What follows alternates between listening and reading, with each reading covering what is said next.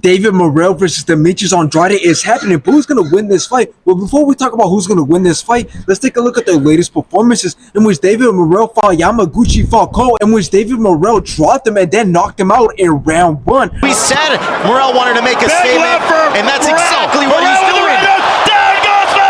After this, David Morrell went on to fight Senna, in which he TKO'd him in round 2. He's hurt. This one might be over. It's target practice, and this one is over. Now let's take a look at Demetrius Andrade's latest performances, in which he fought Damon Nicholson, in which Demetrius started off very fast, in which he dropped him in round 2. Undisputed champion Canelo Alvarez.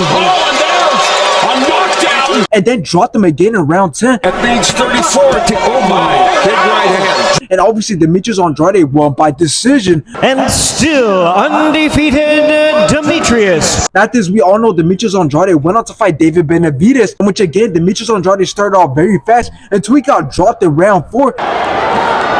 Big right hand, and down goes Andrade. And then received some punishment from David Benavidez in rounds 5 and 6, in which he quit on the stool at the end of round 6. Guys, I'm not going to watch that again, all right?